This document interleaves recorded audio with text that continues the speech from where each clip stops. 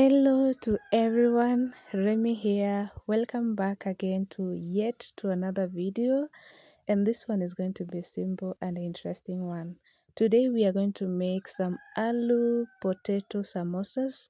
They are sweet, delicious, and very easy to make. Guys, thank you so much for your support. Thank you for the subscriptions. Thank you for the engagement, the comments, and everything.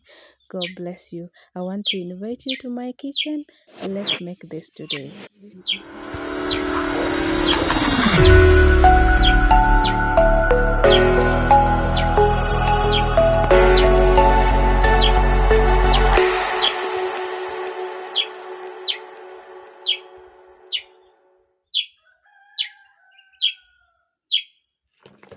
We are going to start by boiling our peel Irish potatoes with some salt. And while the potatoes will be boiling, we'll be making some dough using whole wheat. I'm using whole wheat and some cooking oil, just a splash of, not a lot, and some salt. That is all we need for the dough. Just measure the amount that will be enough for your family or for you if you are alone, and then add some salt, add some cooking oil, and mix together before adding in some water. And then after that, we are going to knead this into the texture same as that of chapatis. See, as I'm doing this, we are going to knead for some minutes or some seconds until we have a smooth texture, not so soft and not so hard. I guess you can see from the video. And after we come to that point, we are going to cover this with a cling film.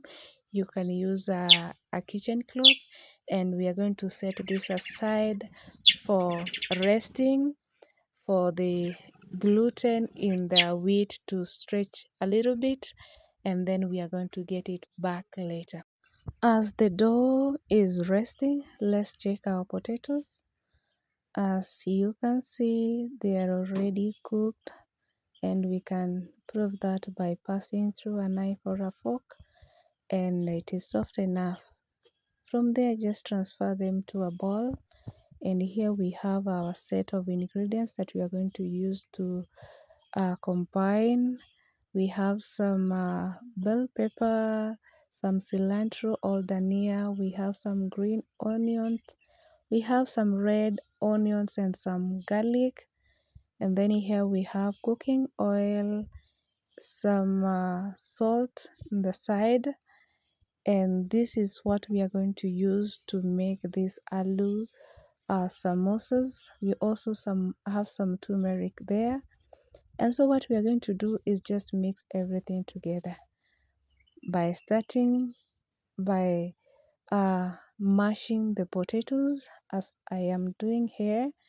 Make sure you mash them until they are soft enough without crumbs.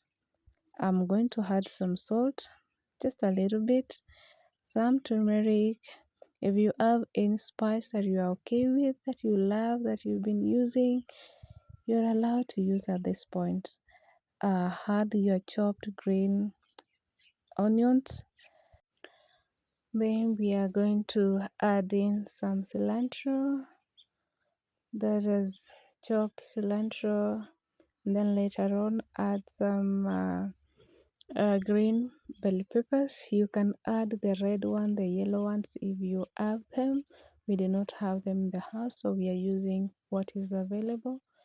And then lastly, not lastly, but we are going to add some onions and some garlic. Later on, add some oil, paprika, and some cayenne. And then we are going to mix everything together and make sure that everything is just blending in. We want our final product to be of a balanced taste, where you can taste everything, not one thing or everything in one side and the other things are not tasted in the other side. So we are mixing up everything together At this point, you can see how even colorful it is. We are reminded that our food should be palatable and inviting at the same. We are starting to eat with our eyes. So here I have just added some paprika and some cayenne. You can omit the cayenne part if you're not okay with it, or if you have small kids, but I just put a little bit of it for that taste, because apparently my family is okay with that. And so we are going to mix everything together and just set aside. While that is also resting, let's make our, is it a glue-like solution to help us put the samosa together? So we are just mixing some wheat flour and some water. Just a little bit. In fact, I made a lot of it. It had to remain. So make sure you just make very little, because you're going to use very little. So just mix everything together. As I am doing, let it be runny, not so heavy, not so thick. And then after that, you're going to set it aside and wait for its work. So in this recipe, as I have said, everything is just simple. Now the last part that is remaining is this. Get our dough back. It has been resting for a while. Right now it is very soft and it is stretchy. We want it to be stretchy so that we find it easy to roll it. So you just cut a small at a time, and then we have our glue solution there. Allow me to use the word glue because it is going to do the work of a glue. And then what we are going to do, just put some flour on your working surface and then start rolling. And after rolling, I just want you to see what I'm going to do, because I might not be able to explain every little detail, but I'm sure you're going to see, you're able to see and grasp it, and you can able to practice it. So we are just rolling it, and after that we are going just to take just small amount of our potato in the hand, shape it, and then cut our dough into enough shape of those potato, and then we are going to roll it. I'm sorry that in this recipe I just forgot a part of baking these aloo samosas. I was to get them into the baking tray, get them into the oven and show you, but I forgot that part because I was engaged. So after finishing, what we are going to do here, you're going to arrange everything in your tray and bake.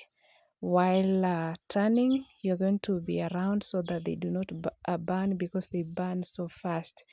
I'm using a charcoal oven. You can use an oven that you have, so I'm not able to approximate the temperature that you're going to use, but I started with a low temperature so that they may start cooking from the inside and then the outside. We want the inside to be crispy and the outside to be crispy. If you start with a high temperature, they are going to be crispy in the outside, and then in the inside they might not cook well. So start with a low temperature, and then after some minutes, like 10 minutes, you start increasing the temperature.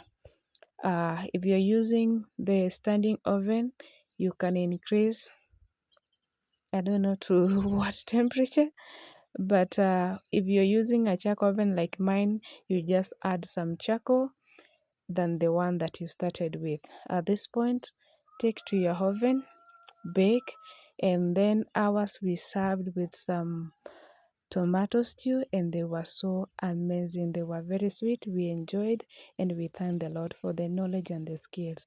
Thank you so much. I'm inviting you again to the other recipe that is coming up. God bless you. Welcome once again. Bye bye.